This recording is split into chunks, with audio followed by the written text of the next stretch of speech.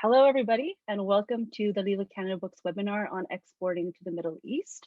We're very happy to have you all here today. Bienvenue à toutes et à tous.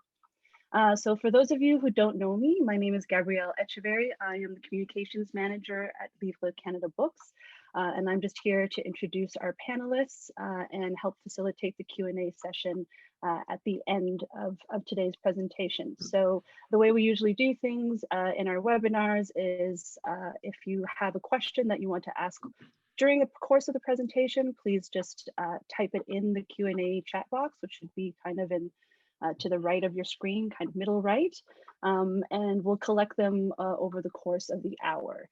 And then we can send them off to, we can read them out to the presenters afterwards.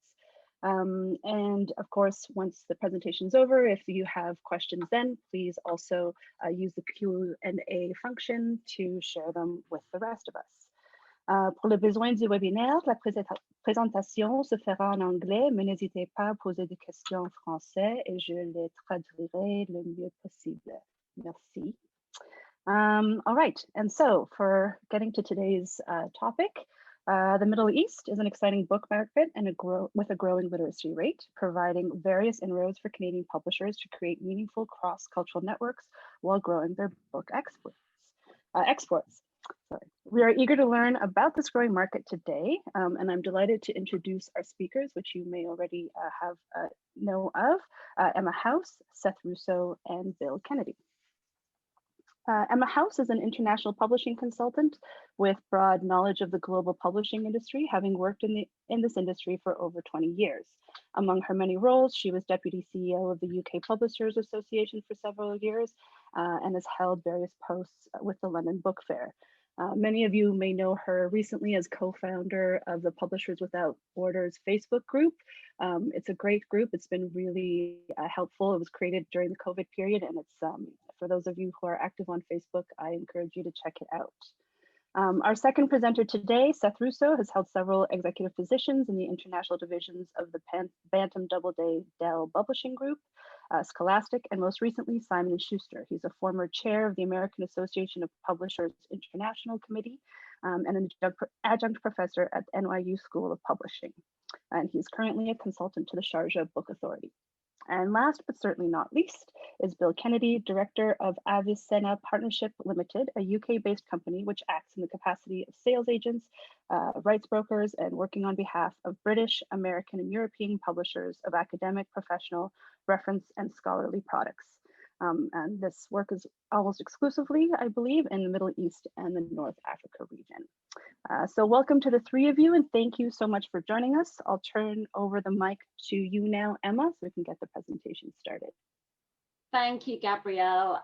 Thanks for this opportunity for us to talk to everybody on the webinar and everybody who's watching afterwards. So thank you for taking the time to join. There will be an opportunity for questions at the end, as Gabrielle has said, but also to add, you will see our email addresses at the end. And if you've got any questions or would like any follow-up resources, then please do contact Gabrielle or contact us directly. We'd be very happy to help. So I am going to be leading the presentation today from my screen. And we're going to be giving you an overview of exporting to the Middle East. So just to give you a brief introduction to the Arab world, the Middle East, or the MENA region. So these are three different ways that you will often hear this market referred to. Generally, we would consider the Middle East to be the 20 countries and 2 states that are according to the Arab League definition, which we've laid out there. However, for sales, for export sales, this sometimes often includes markets like Turkey, Cyprus, Iran, and Israel.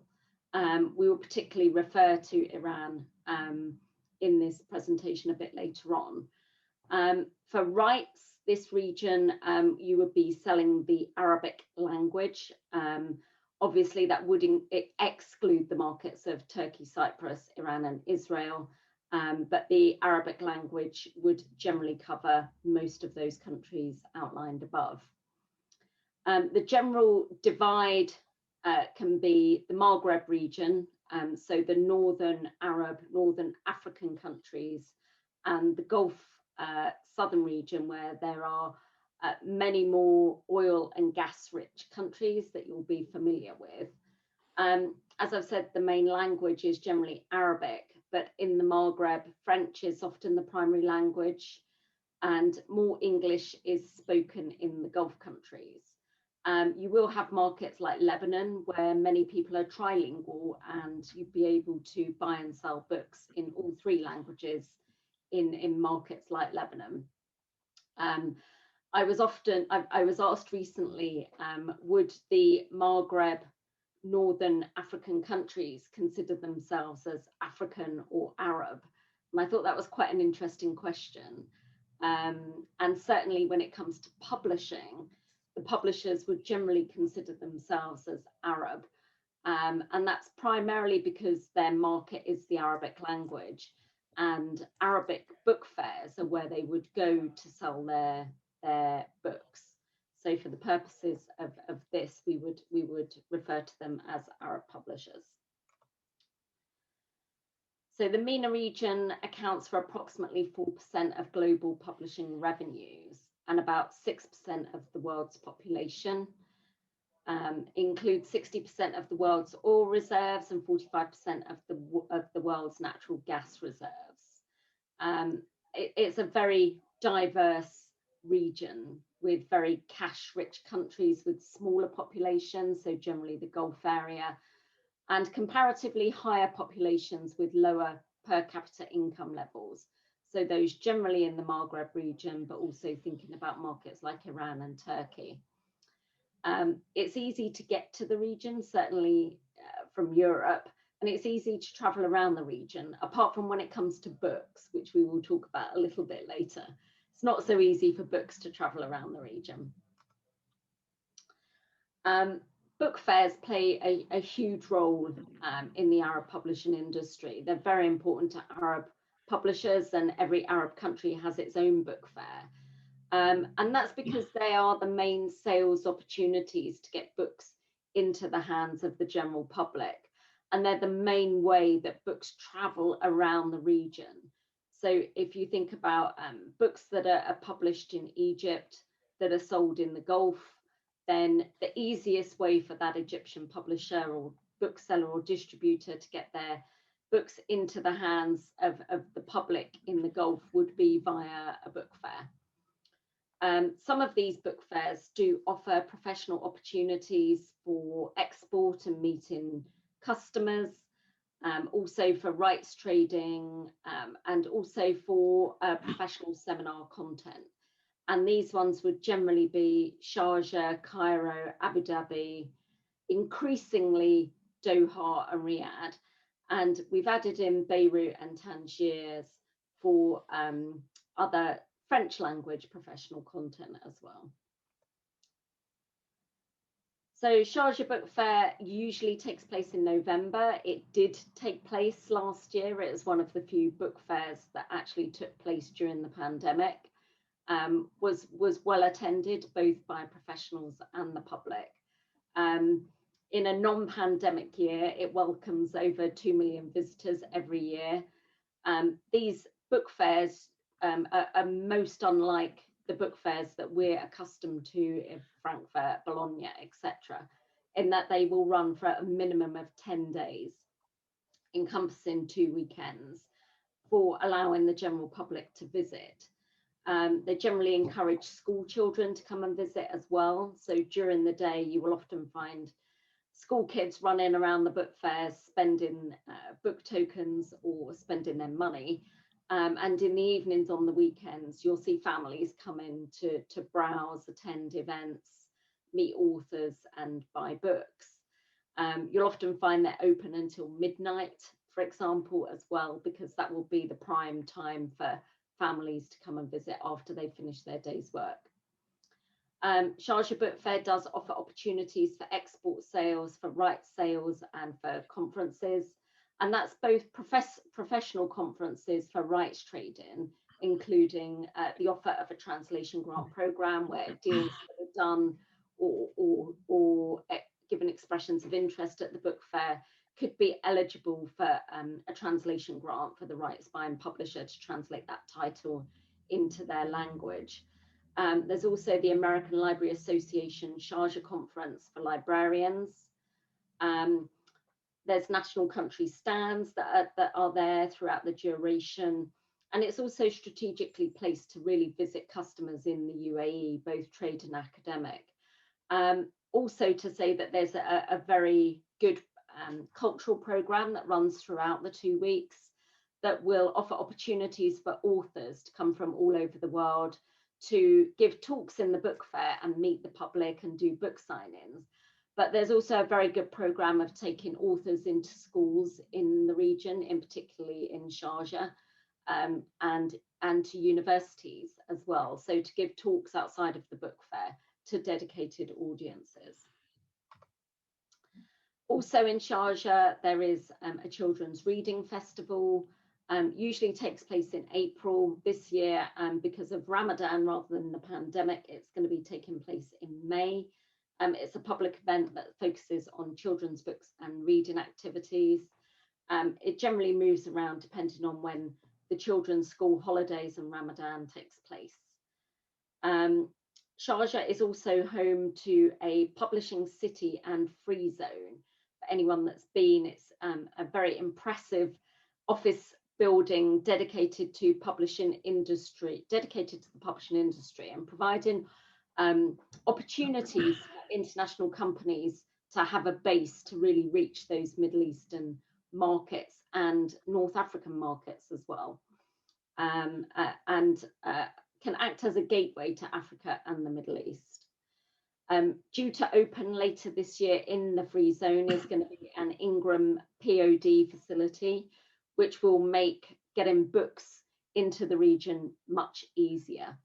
And so we'll talk about that a little bit later, but watch for the official announcement in the next few months. But building is underway for the POD facility.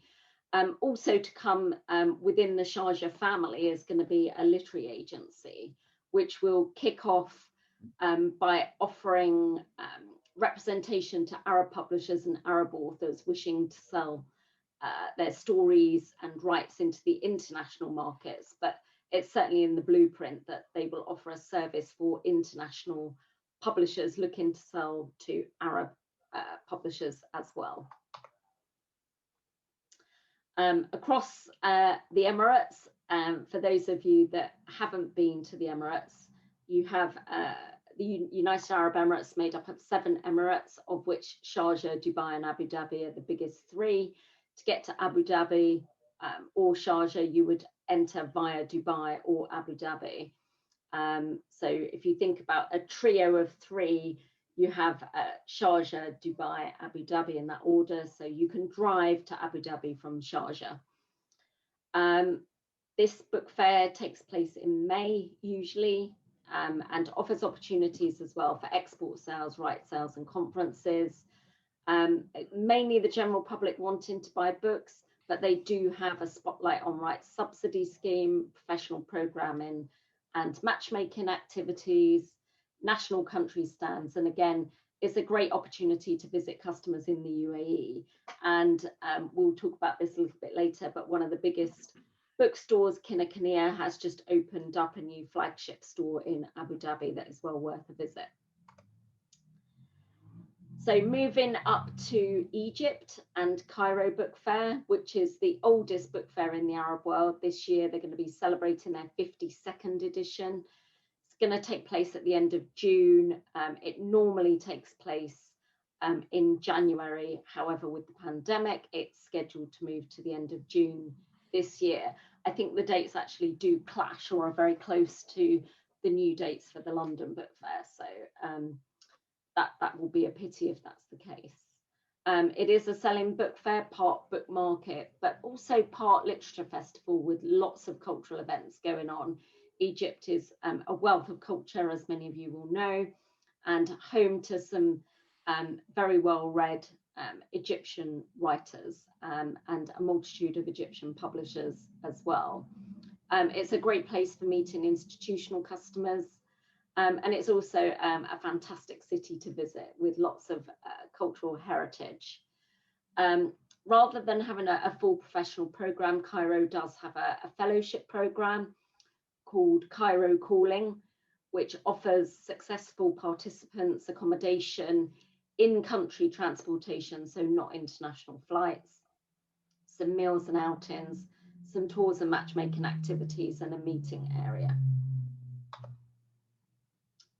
Doha and Riyadh book fairs are both have strong ambitions to become much more professional and offer more B2B activities.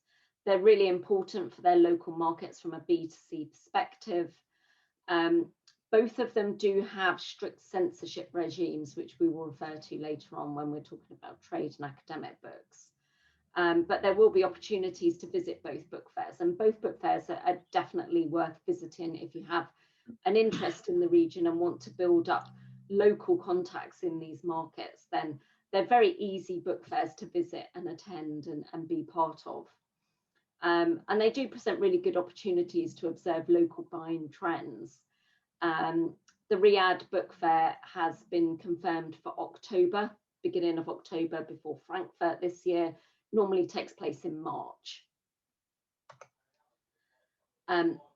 Beirut and Salon du Livre d'Alger are very important book fairs for the French language. Beirut has a book fair only for French books that's in collaboration with the French Embassy, and in Algiers you'd be able to buy French and Arabic books. Literature festivals are on the increase in the region. So we have the Emirates Airline Festival of Literature in Dubai, which has just taken place. It's normally very early on in the year. And Palfest, which is a small festival of literature in Palestine. But both festivals offer the opportunity for international authors to visit the region and be part of these festivals and create really good PR, marketing and publicity opportunities for authors and their publishers and their books. So the business opportunities that we've mentioned are export sales, rights sales, book prizes, including some for foreign authors and publishers, and literature festivals. I'm going to touch briefly on rights sales.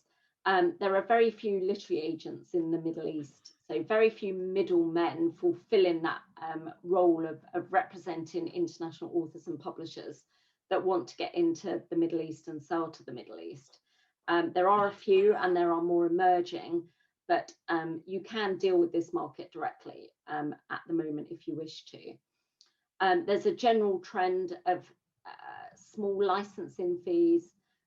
You wouldn't expect to get the same advances that you would get from more Western markets, and they usually prefer to pay upfront for a dedicated time period or a dedicated print run without paying royalties on a quarterly basis.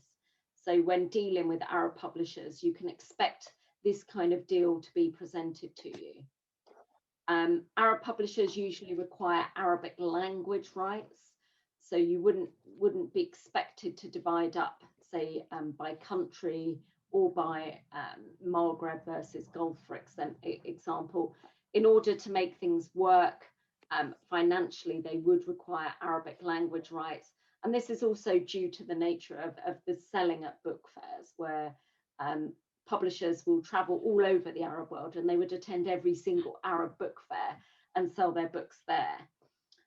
Print runs as well are not very big. You could expect 1,000 to 2,000 copies for a first print run.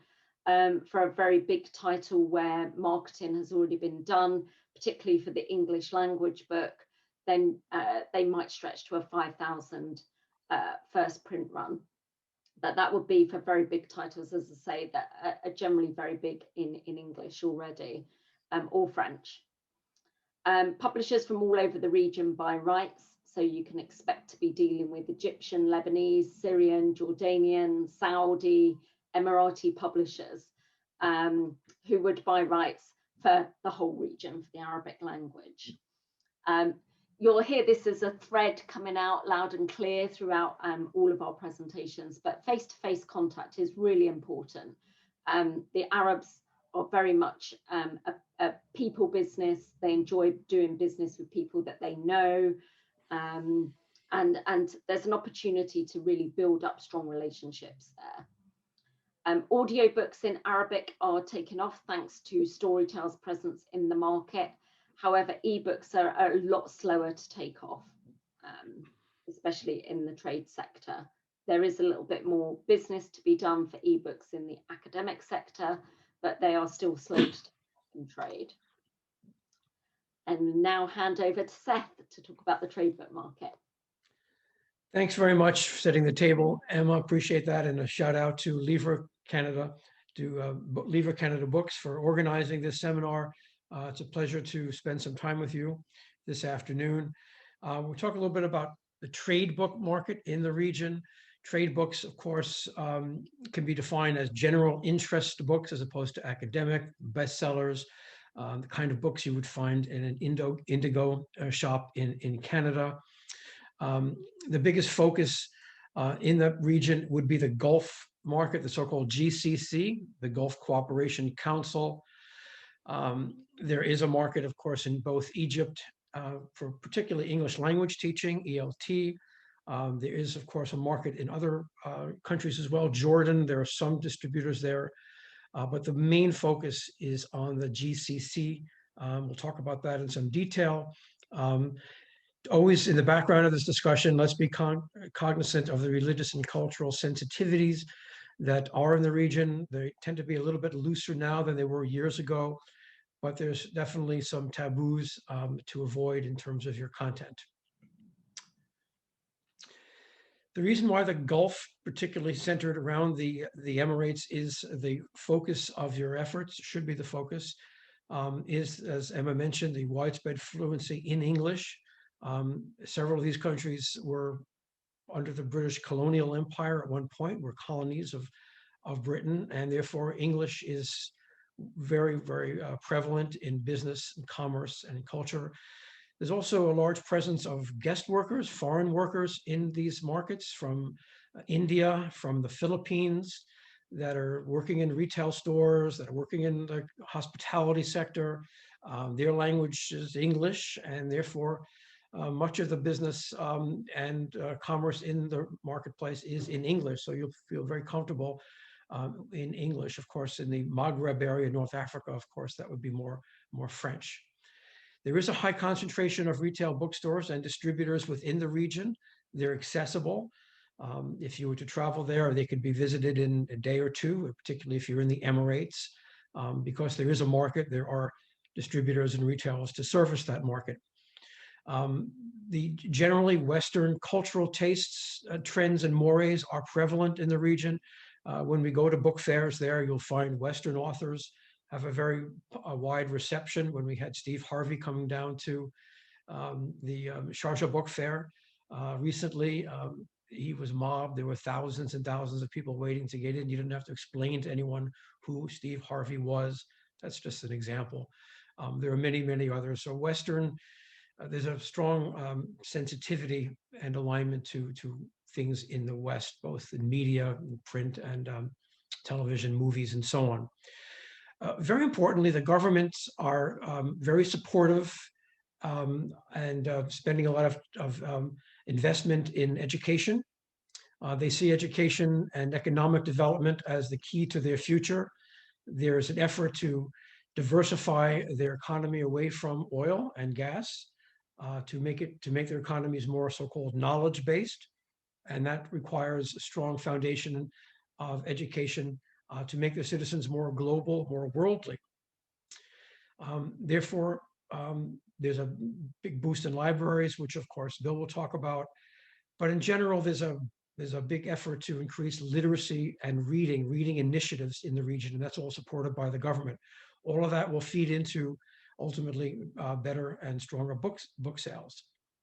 There is, of course, concentrations of expats and international schools in the region, particularly in the Gulf and in the Emirates. Some of them, unfortunately, have gone back home because of the COVID pandemic, but they'll be back once this thing settle down. There's a highly developed infrastructure, technical sophistication, phones work, electricity is steady and reliable. You feel very much in a first world environment in most of these countries, all of them. Internet access is excellent. I'm sure they'll be well ahead of the curve on adopting 5G in their countries. They're wired societies. Everyone is walking around, young people with latest versions of smartphones, sometimes several. We've seen several of our colleagues have 2 or 3 phones at the same time, which is always interesting, a backup to backups. They're very, very switched on and sophisticated users of technology. And a very important development, which is going to be favorable to all of our efforts, is the rapid move to online commerce platforms. About 3 years ago, Amazon bought a local entity called Souk.com, and now they're very much developing their presence in the Emirates, and now rapidly developing in Saudi Arabia. They just announced they're hiring 1,500 people to staff their entry into Saudi Arabia. So Amazon, of course, people have mixed feelings about working with them. Think what you will, they are going to be a very important partner for all of us in the region. They also are stocking French books. I looked up the Amazon.ae, the Emirates platform, and looked up a couple of French authors, Marc Levy, Guillaume Musso, and indeed their books are there. Either they're there for local distribution, or they'll bring them in a week or two from another facility, another warehouse elsewhere. So they are going to be big partners as they ramp up their presence.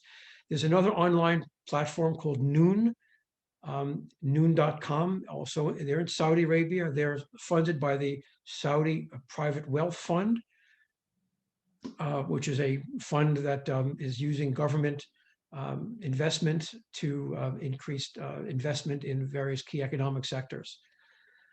There are challenges in the region. Of course, there's opportunities. There has to be challenges. That's the flip side. The COVID pandemic, as it's impacting everyone's market, certainly Canada, here in New York, where I'm based, London, everywhere. They're closing. There's a contraction of business activity, unfortunately, but that's then driving online commerce. There's the government censorship, which I alluded to earlier. Many of these countries have various degrees of censorship manifesting itself in different ways. Sometimes sample copies have to be sent in advance. Guidelines are usually clear. Anything that's anti-Islamic or against the ruling government, or has images of pigs, for example, would run into some censorship issues. Censorship is not quite as severe as it was years ago, but they are there, and working with partners in either retailers or distributors can help you navigate that, because they're responsible for clearing books within their governmental censorship authority. Usually if a book is already in print, already in distribution, it's easier. It's the new titles that have to be vetted, and that process takes varying degrees of time depending on the country, but we're usually able to work around that through it. There are some pirated editions that undercut legitimate editions.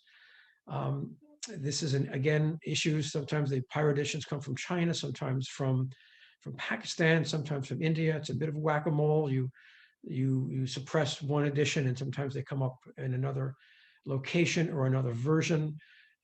There are efforts underway working through governments and legal bodies to suppress this activity. But generally, again, working through legitimate, bona fide partners there, they'll help you to navigate that. And they typically don't deal in non-legitimate editions. Another word of caution are credit controls. They need to be carefully monitored. There can be a tendency towards a historical view of payment. Sometimes your accounts need to be gently reminded that their past balance is in fact due, and that generally that's resolved quickly. It's sometimes just a question of I don't know, they're busy, they're out of town, they're traveling, but just keep an eye on credit control. Don't let past dues become an issue. Popular trends in the trade book market, as probably you'll see in your home markets, business and finance is a very important category. It's motivation, self-help. This is an area, a culture which is aspiring to improve themselves, to become part of the global economic mainstream, to better themselves in every aspect of their life, in education and personal development. So these categories tend to do very well in the marketplace. As general best-selling fiction, poetry is a rising category. The Arabic tradition is one of poetry historically, and they have a great appreciation for poetry. We brought Rupi Kaur into Sharjah a couple of years ago as she was just developing. Everyone knows Rupi Kaur. She's based in Toronto. She was very widely embraced in the book fair and in the marketplace as an example of this point. Children's books do very well. Parents are buying children's books, of course, to stimulate their interest in reading, especially during the lockdown and confinement periods that they've fortunately suffered over the past year with working from home and studying from home. And that's also increased the market for study aids and workbooks. An example of those popular genres are, this is a recent bestseller list from Amazon AE. It's updated constantly. You can go online and check it yourselves. They don't tend to switch all that much. Half of these books are business, finance, inspiration, and self-help. Surrounded by Idiots, Good Vibes, Good Life, Rich Dad, Poor Dad, Robert Kiyosaki. He was also in the Sharjah Book Fair virtually last year. He had a very nice reception there. Millionaire Expat, again, playing into that category, as well as a number of children's books. I won't go through all of these, but these are a list of retailers in the Gulf that, again, these are their websites. You can look them up and get to know what they do. They're all well-regarded chains, or well-regarded. Some of them are chains, some of them are standalone stores. The Borders Group is part of a local group, which actually is big in food and supermarkets. There's nothing to do with the old Borders Group in the U.S. that went out of business years back. It's the name. It's a franchise of that name. Virgin Megastore should be well known to you. Magrudy's has been there for about 15, 20 years, selling ELT and educational materials as well. Kinokuniya is definitely worth a visit if you are in the region. As Emma mentioned, they've opened up a second store in Abu Dhabi. They have a very impressive operation in Dubai. It's a first-rate operation. Of course, it's part of the Kinokuniya group in Japan. Other retailers of repute that you would be able to work with would be Josh & Mall, which is essentially a department store chain with branches in the Gulf region. Juria Bookstore is based originally in Saudi Arabia, but they've branched out into other markets in the GCC, in the Gulf Cooperation Council, as you can see here. 15 outlets selling technology, education, as well as general books, children's books. W.H. Smith is everywhere around the world where there's an airport. You'll find a W.H. Smith selling all kinds of sundries, snacks, books, periodicals, sandwiches, bottled water, just about everything. But they are there, and there are many, many of them around the world, and they are also there in bookshops, in airports rather, in the region. There are other retailers worth noting. Again, they can be contacted through their websites. In Doha, a tremendously impressive bookstore called Alif was recently opened. When you go online and you can take a look at that, it's huge. It's thousands of square feet. It's state of the art, beautifully architecturally designed. The investors obviously were quite keen on making a statement with that location. Booktopia is in one of the main malls in Dubai. Bookworm specializes it's an independent shop focusing on children's books. Diwan is a small chain based in Cairo. Weather the storm okay. And for the French publishers who are listening, there's a very nice specialist bookstore in Dubai called Culture and Company. And they cater to the roughly 200,000 Francophones in the Emirates.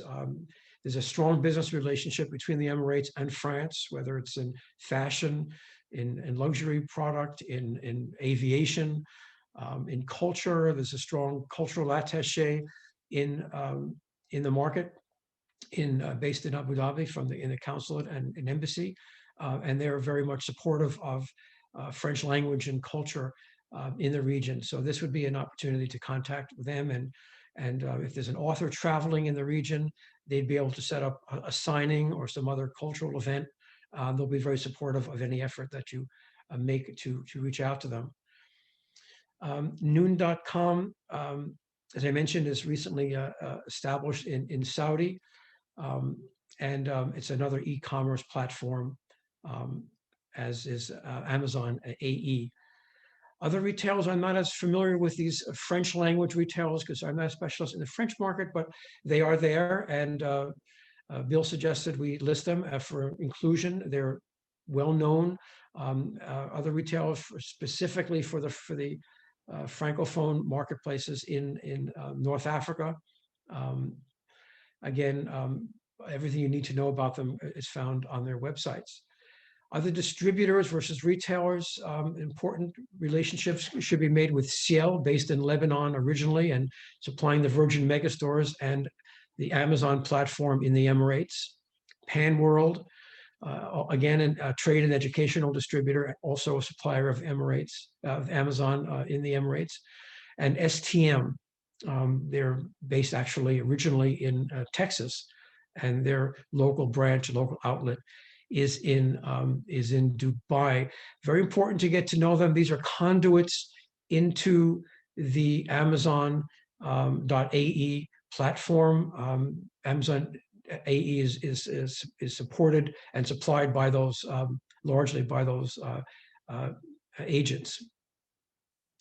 To get into the market, common sense rules, common sense guidelines to share with you. If you're part of a US parent company, leverage that relationship. They already may have some export presence in the marketplace through a representative or presence at a book fair or an event, and you can share your line or list with them. There are a number of independent sales representatives that can work with you to help get a better penetration into the marketplace. Bill will share a list with you after this in the resource section.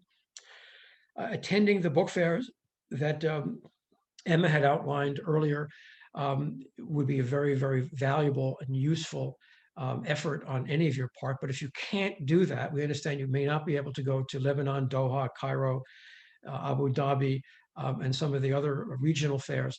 But if you can't do that, then you can make your presence known and promote your lines through a collective stand, through a national stand. You can promote your lines through a relationship with a retailer or distributor which has a collective stand within those book fairs. You could also meet many of these partners at an international book fair, such as the London Book Fair or the Frankfurt Book Fair. So if you can't attend all the local book fairs, you can, by attending probably London or Frankfurt, you could meet many of them. It's not being in the market, but you could establish those all-important relationships. So there are access points into the marketplace without having to physically travel into the market at this point, although I certainly would recommend the latter if possible. I suggest that you curate and develop an export-specific title list of regional interest, which we've outlined. So eliminating some cookbooks of local interest in your own home market, which may not travel well. So come up with an export title list that you can focus on and develop an interest and get into the market in that way.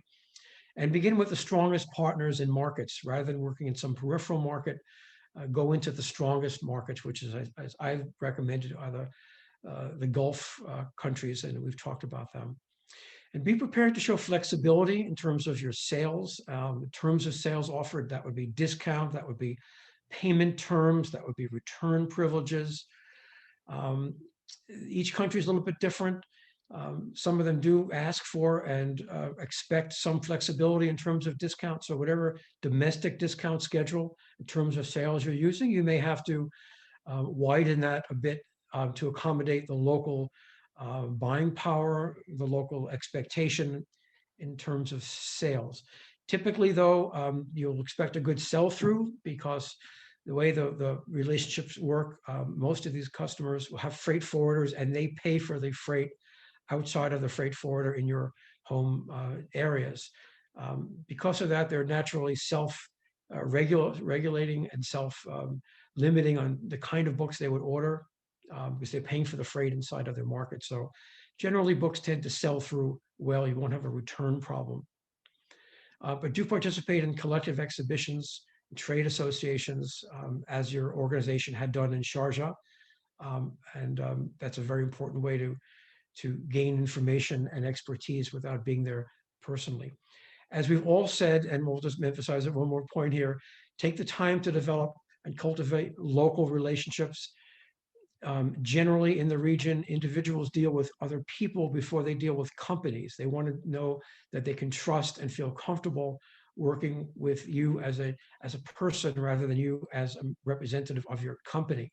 I have known examples where local distributors, local retailers, publishers won't work with someone that they don't feel comfortable with, even though they represent a large company. It's just that way, and make that work to your advantage. Other points of consideration to access your market. Usually these entities, these partners will have freight forwarders that have consolidation points in the countries that you just have to do inland shipping. If you're working if your own books are distributed through a third party, and you don't do that yourself, you don't handle distribution yourself, then ask that third party, ask that, whether it's Canadian Manda or Raincoast or whomever it may be, then ask them to develop that relationship for you and work with the local shipping consolidation points. It's not that complicated. Once it's set up, it tends to run itself. Again, as we mentioned, pay attention to the cultural sensitivities. They may not be as accepting of other cultural norms as we would be here. And censorship time all takes, it depends on the market, depends on the kind of relationship your retailer or distributor has with the government censoring authority. I think that wraps up my part of it now. We'll take questions later. I'm happy to turn this over now to Bill Kennedy, my colleague, who will talk about the academic market in the region. Hi, everybody. Great to virtually see everybody. I'm going to disappear a little bit off script because I want to give a little bit more of the kind of background to the Middle East and North Africa region. The first thing I want to touch on is geopolitics, where there are certain issues within the region. Predominantly that is the difference between the two different sects of Islam, one being Sunni, which predominates in the Gulf countries and Egypt, and the other is Shia Islam, which predominates in Iran. There are also global influences that are brought to bear in the Middle East and North Africa region. Predominantly the US-Israel axis, Iran, Syria, and Hezbollah, but also Russia and China. And because there are those Gulf countries that we've referred to, that my colleagues have referred to, they're very dependent even now on the revenues they get from oil and natural gas. And that is a rather fluctuating base for lots of budgets. When, for example, you'd have seen perhaps in the news recently where certain drone attacks and missile attacks on Saudi Arabia, you've seen the price of oil spike a little, but generally it's been a little bit depressed. And in fact, an awful lot less, at a lower value per barrel than many of the government budgets are dependent on. But as I say, that fluctuates, so it goes up and down, so do the budgets. One other thing, just if you're following up with the context that we're giving to you, bear in mind that the fasting period of Ramadan starts on April 12th. So that's a rather demanding time for the followers, because they will be not at work all of the time. And when they are at work, bear in mind that they're fasting, which means no food and no liquid consumed between sunrise and sunset. That's followed by the Eid ul-Fitr festival, which is the feasting period, sorely needed after the fasting period of Ramadan, and that's for another 3 days. So between April 12th and May 15, you may not get responses from those to whom you're writing. A sort of demographic overview as well. In my view, it's probably the most demographically diverse region on the planet, with oil-rich countries not very densely or heavily populated. So at one end of the scale, or at the other end of the scale, you have countries that are extremely populous, but not that wealthy. I would cite in the former category the Gulf countries, the latter categories, perhaps countries like Egypt and Turkey. Major markets are Egypt, Saudi Arabia, the United Arab Emirates, and I'll touch for a moment, if I may, on what were formerly significant markets: Iran, Iraq, Libya, and Lebanon. And just as a footnote to the book market, or what once was a very lucrative book market in Lebanon, for every one English language book that's sold in Lebanon, there are 3 French language books. The content that is mostly in demand at the academic end of the market is science, technology, and medicine. Engineering and computer sciences, those are the kind of must-haves, but on the wish list, there's also art, architecture, business, economics, Islamic and Middle East studies, and language and linguistics. And then I would also cite again what's been referred to. There are certain religious and cultural sensitivities, which makes humanities and social sciences sometimes a little bit of a minefield. But again, the vendors that we've given you the heads up on are all well aware of the local censorship authorities and how best to achieve success in getting the books approved. The format, sorry, I'm just catching up with the slides there. Yeah, relationships. Let me just talk for a moment about relationships. It's my firm belief that nowhere on the planet is it more true than in the Middle East that people do business with people. And I would urge you to develop those strong relationships, because without that, the business simply doesn't move forward. As Seth referred to, there can be some people from some companies that just rub up the vendors the wrong way, and that causes problems, and sales simply don't develop. Print still very much dominates the market. What I have noticed, being in the business of selling, amongst other things, academic textbooks as well as professional and reference, there's been, certainly over the pandemic period, a migration from print to electronic textbooks, as campuses have either closed or worked only part of the time. And that's been an interesting development. And as it's now taken place for both semesters of any one academic year, it means that it's probably a feature that's here to stay and perhaps develop.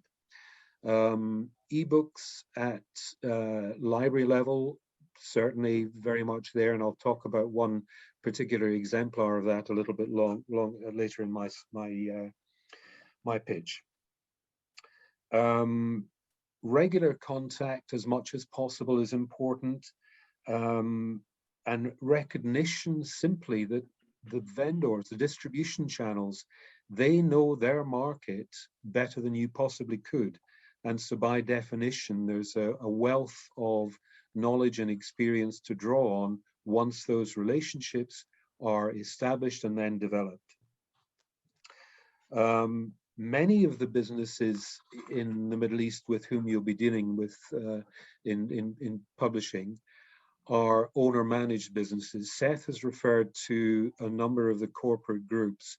I'm bringing up a slide a little bit later on, which covers other types of vendor, the owner-managed businesses in specific markets, and I'll talk to that just a little bit as well. Some specialize, but most are operating across a number of different sectors. They will have a B2C offering through retail premises. They will have a B2B offering, and those are generally the ways in which I like to route the contact with the marketplace, reaching the end user via the distribution channels that they use as preferred sources of supply.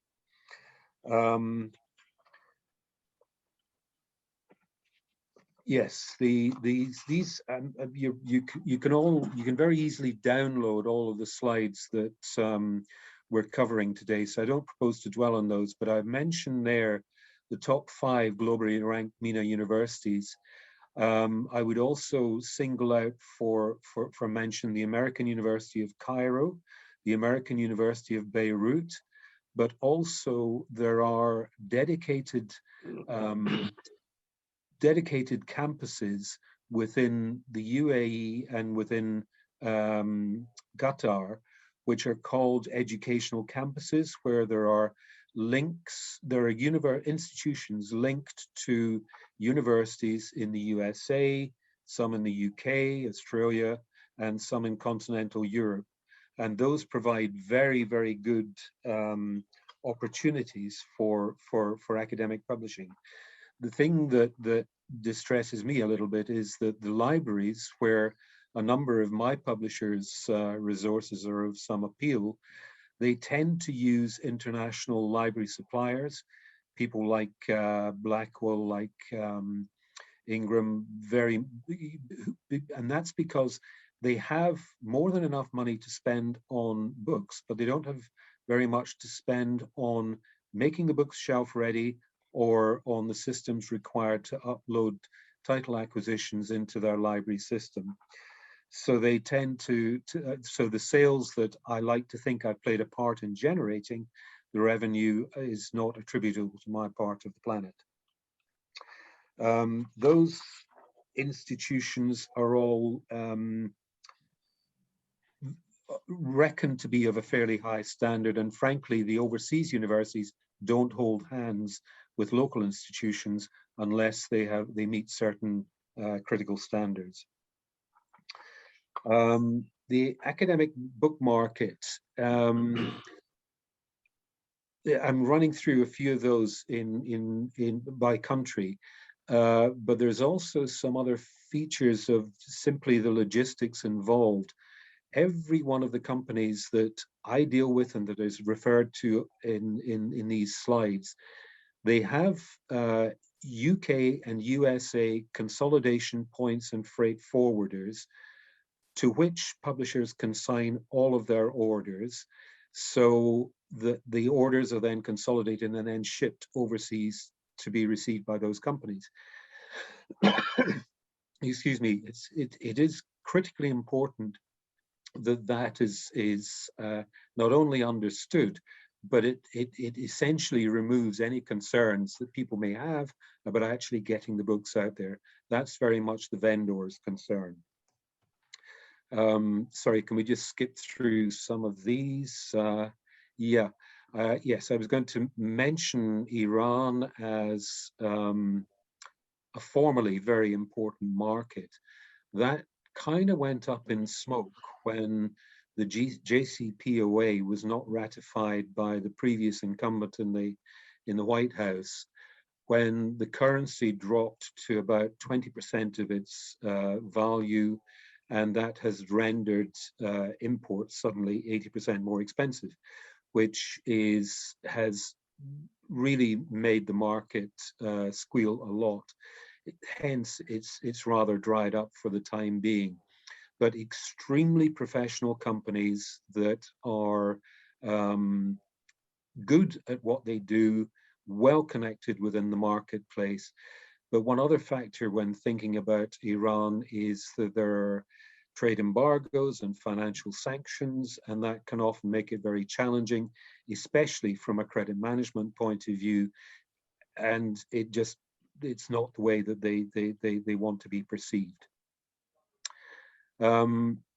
Academic book market, Lebanon, I have to say, is a market that's very, very dear to my heart. It's a market which has suffered horribly in the recent 18 months. October 17th, there were street protests in Lebanon at a suggestion from the Lebanese government that the way to raise taxes and meet the conditions of an IMF loan was to charge $6 per month for every WhatsApp user. That drove people onto the streets, where they've been pretty much constantly ever since. Subsequent to that, they haven't been able to form a government, or they have, and the government has been rendered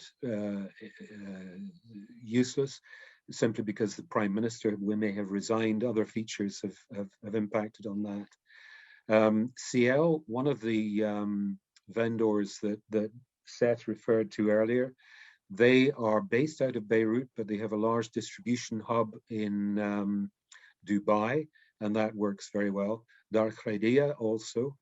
And before talking about another important Lebanese vendor, Librairie Antoine, let me just show you something, because you'll all remember the August 4th explosion in Beirut port, which rendered 300,000 people homeless, killed over 2,000 people, and it also wrought havoc on businesses, premises, and people's lives. I have a short video that Emma's going to show you now, which is the security cam footage from inside one of their branches, Librairie Antoine's branches, during the evening of August 4th.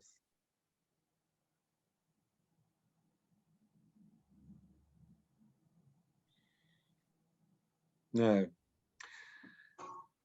look at that. I can reassure you that the only injuries sustained were some cuts from flying glass, not surprisingly, but it's going to take a while, and that particular branch of Librairie Antoine is not going to reopen again. So if I can just, again, dwelling a little bit on Lebanon, just because it is rather personal to me, since the government's ineptitude following that blast has resulted in zero help for all of the people, and it's also, there's a very aggressive defense of a totally non-transparent banking system, and this has caused the currency to crash to 10% of the value that it had 18 months ago. That's been a huge impact. It has converted the country into just under 50% of the people are now below the poverty line. If I could just make a personal plea, just down at the foot of that slide, and don't bother writing it down because you'll be able to get the slides afterwards. That's a fundraiser I set up for people that I know within the publishing, distribution, librarian community in Beirut. And so go visit the crowdfunder. If you can, please make a donation, but also please do circulate the link as widely as you possibly can to your personal and professional networks. These are some bookstore contacts in Jordan, another important market for you. Good, solid professional organizations, all of which would I'm sure love to hear from you. Predominantly, I should say, English language. Next slide, Emma, please. I mentioned ebooks before.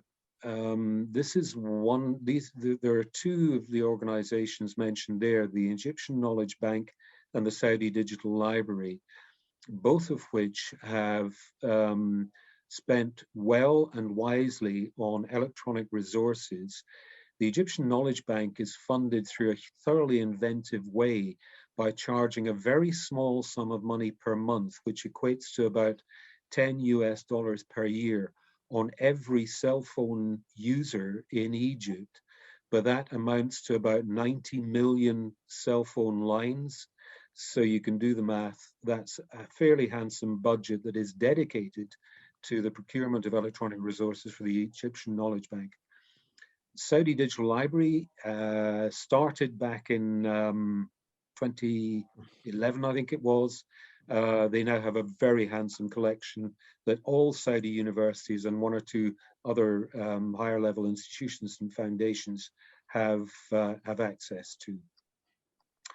The Mohammed bin Rashid Library, the photograph is on the next screen, is actually architecturally resembles an open book.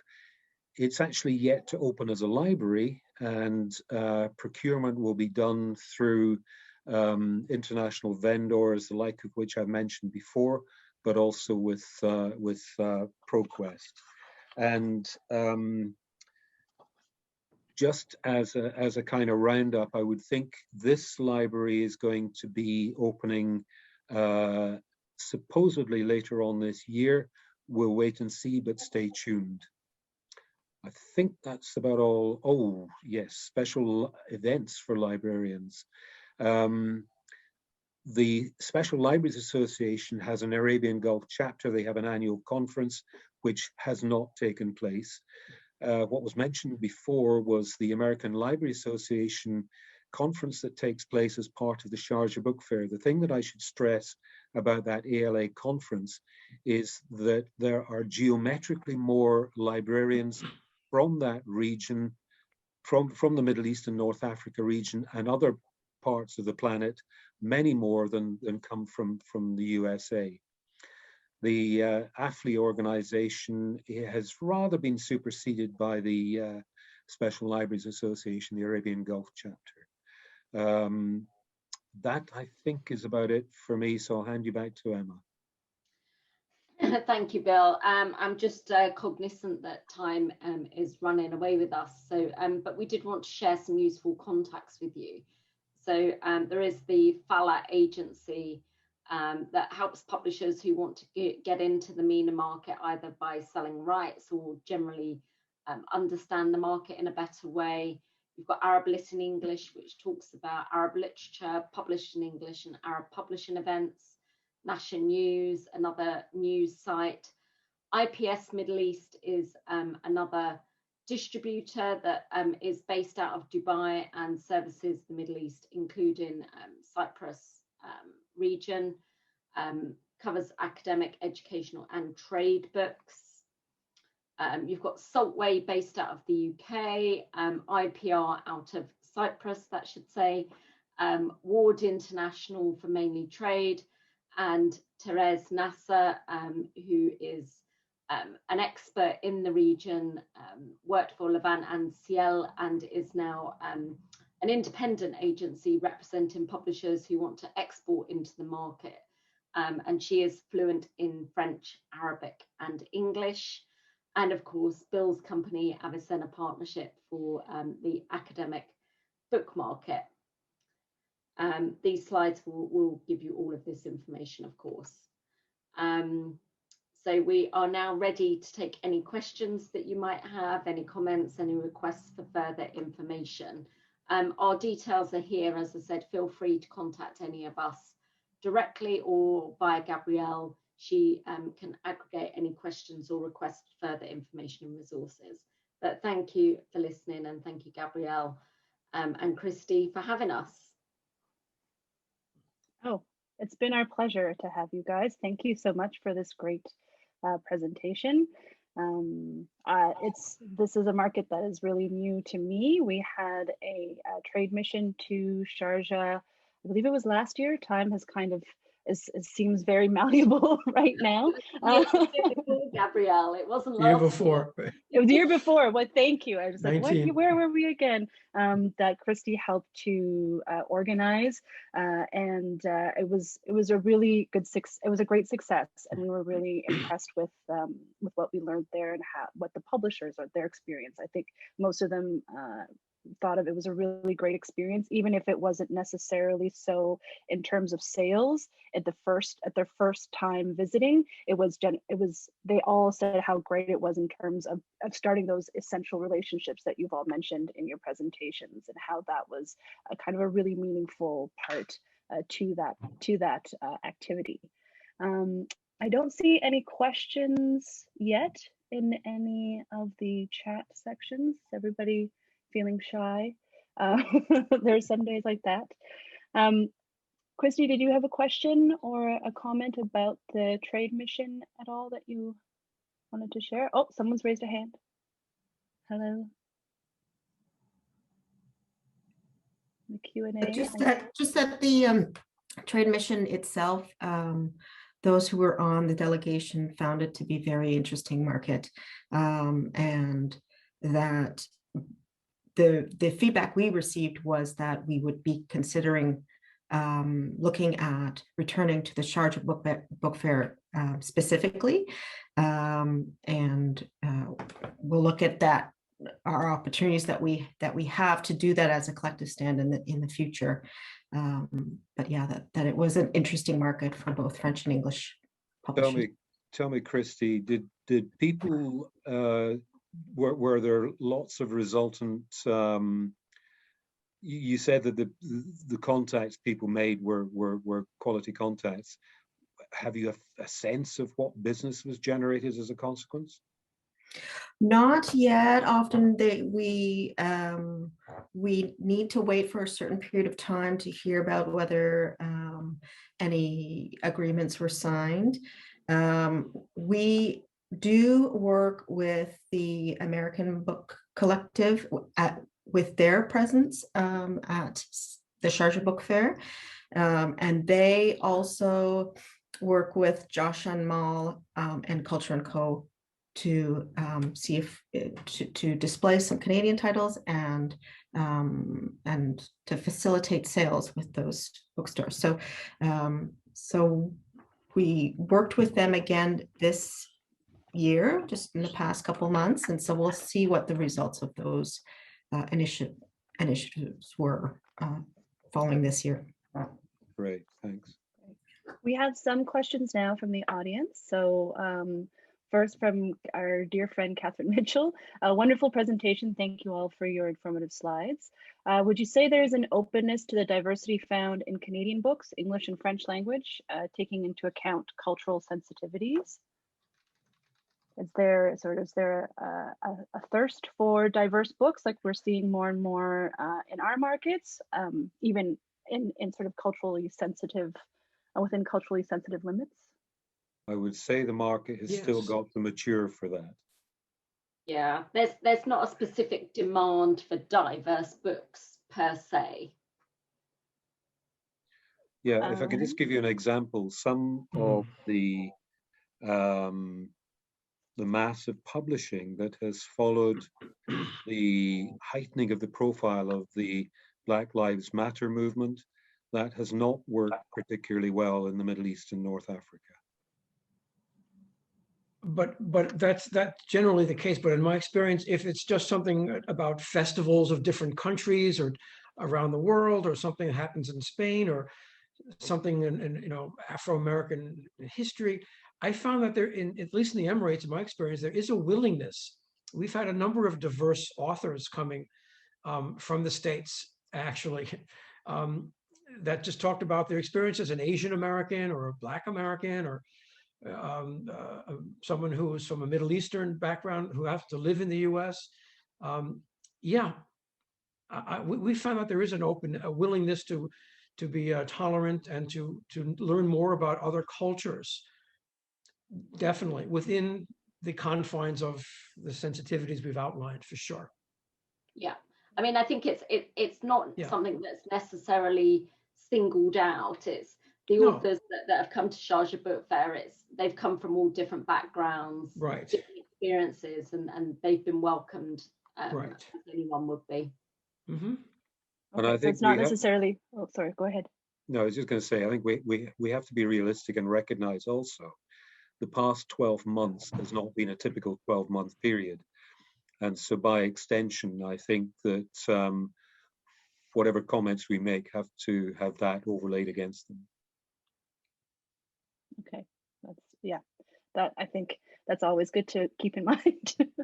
Yeah, This year has not been normal for anyone. Right, but remember what the governments are trying to do is they're trying to make their citizens more worldly, more global, so they can fit into the global economy, and therefore an exposure or sensitivity to other countries and cultures is generally, along that that goal. Okay. Well, we have two related questions that I think will kind of maybe dig into that a little bit deeper. And so one is that, have you ever had a censor ask for changes? And if so, how did you handle an author's expectations around that? So the censors themselves will vet the imported physical books. And so once the book has been published and shipped to the market, or been presented as an opportunity to be shipped to the market, they will either accept or reject it. So I think what the question is referring to, it would be the publisher that asks for changes rather than the censor, because the publishers know what is acceptable to be sold on the shelves and what might be rejected by the retailer. Because knowing the cultural sensitivities, it would be the publisher that asks for changes. And that does happen quite often. And it happens in all types of books. It happens in academic, trade, and educational books. And yes, I completely agree that the authors don't often react well to requests for changes, even if it's the necessary price for translations. But it does happen. And it does happen quite often, I would say. Bill, in the academic sphere, I know there's sometimes a little back and forth between naming of the ocean, the Persian Gulf and the Arabian Sea, correct? In terms of geography. Allow me to give you an example.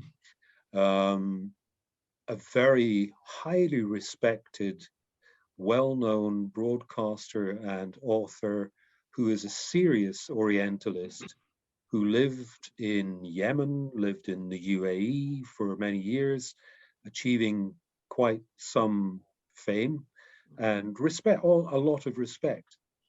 His book has yet to be passed by the censors in one country for one reason alone, and that is that he makes reference to the Persian Gulf, which is exactly what you were leading to, Seth. And there is simply no, it's not even that it's dwelt on as a subject. It's indeed in one of the passages in which he uses it, he says, Persian Gulf, ... or should I say Arabian Gulf, which is infinitely what they prefer. So that's been a kind of interestingly and hugely frustrating block on what would be the sale of a highly respected author's book on the history of some of the Arab nations. There are a couple more comments here. I'll go chronologically. So again, it relates to the matter of, I guess, of censorship or sensitivity. I think the panelists can see this also, but the question is, would having a controversial subject matter in a general catalog and not export list be cause for concern? Not in the catalogue, it wouldn't. The way the censors generally work is it's at a retailer level. So if the retailer wishes to purchase the books or put the books out on display in their shop, they are the ones that have to present the books to the censors. So the retailers would just choose the books that they think are most likely to be passed and put onto their shelves. But the censors don't see your catalogues. They'll only see the books that the retailers present them to be sold in shops. Bill? And also the retailers are not going to flirt with disaster, because if they were to put a book on their shelves which was not approved by the censors, they may have 50 copies of it, and the censors simply come in and remove them. So that investment in their inventory is then taken straight off their bottom line. There's another question here from Greystone Books. We recently had a book of ours published in Iran for exporting to the Afghanistan market that proceeded without license or our knowledge. The publisher had been open to communicating with us since, saying that this is common for their market to publish this way. Is this common for Iran? Bill's giggles. Yeah, it's not uncommon.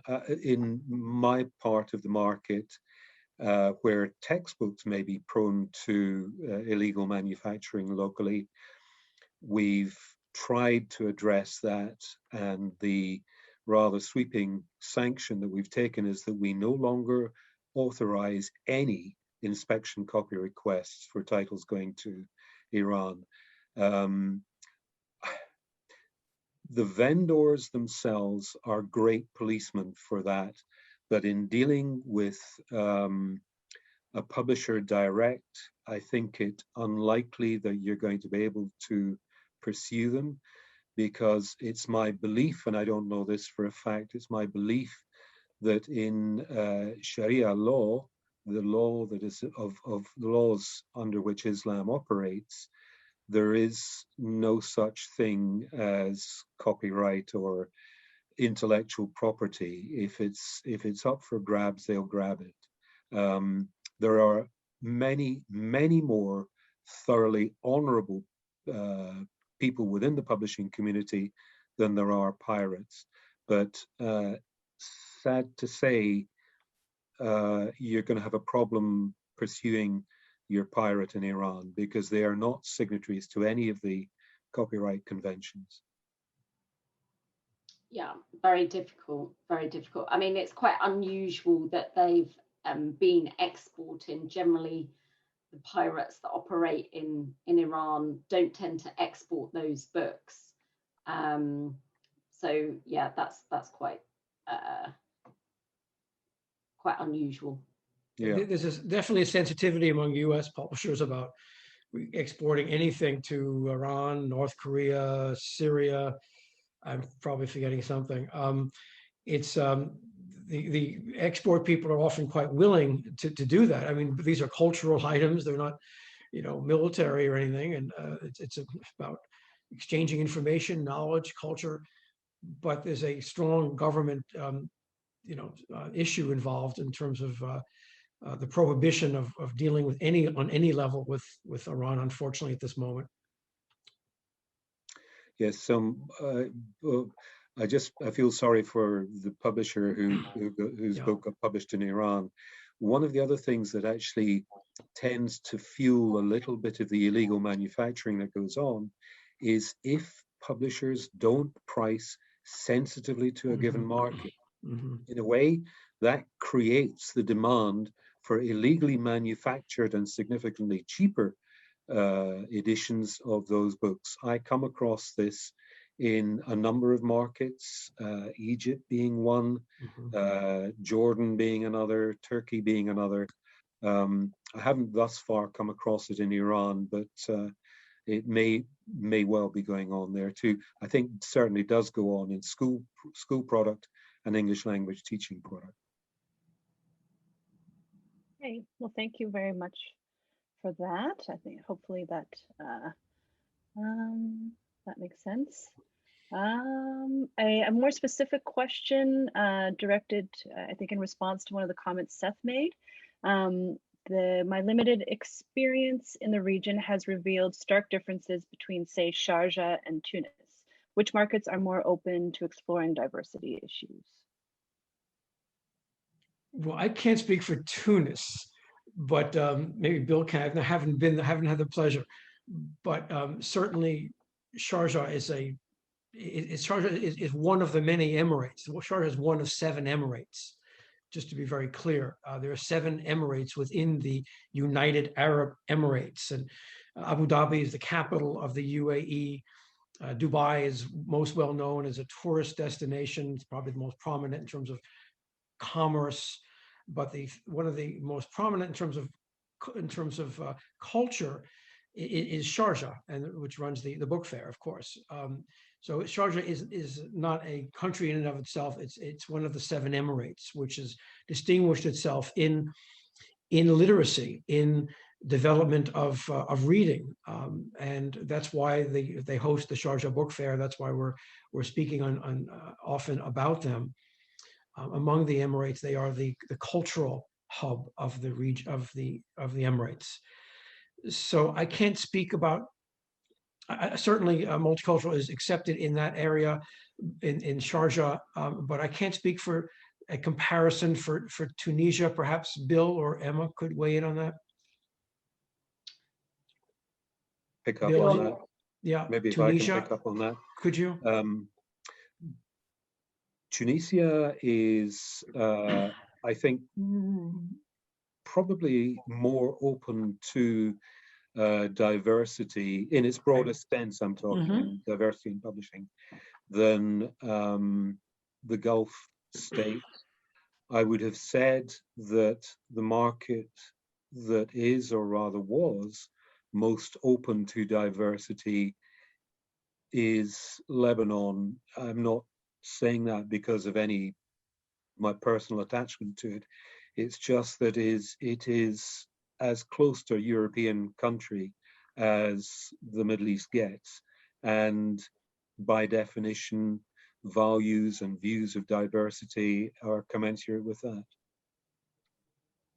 But it will take a long time before Lebanon restores itself. Great, thank you. I think that is all. That's all for questions. For the moment, I don't see any others. None in the Q&A section, but lots in the chat, which is great. As long as we get the questions, it doesn't matter in which section they come from, really. So I think we're safe to close for the day, close the presentation. I want to thank everyone again, Emma, Seth, Bill, for your time. And of course, our people attending today, thank you as well for your time. We know it's valuable. There's a lot of content out there, and we hope it's been useful to you. You'll be directed to a survey after you close shop today, after you log out of Zoom. And please let us know your thoughts on today's webinar. Your feedback is really important to us. I must thank the Canadian Heritage, Department of Canadian Heritage, and I'm happy to do so. But really, I'd like to thank all of you for being here today. So if you have any more questions, as Emma had mentioned at the top, please feel free to email me and I can forward your questions to any of the presenters, or you also have their contact information in the slides themselves. So we'll make those available on the website as soon as we can, and as soon as we also can edit the recording of today's webinar, we'll upload that also, so you can see any things that you might want to revisit after today. All right, thanks again, everybody. Have a great afternoon. Thank you for hosting us, Gabrielle and Chris. Thank you. Thanks. It's been great. Bye, everyone. Thank you.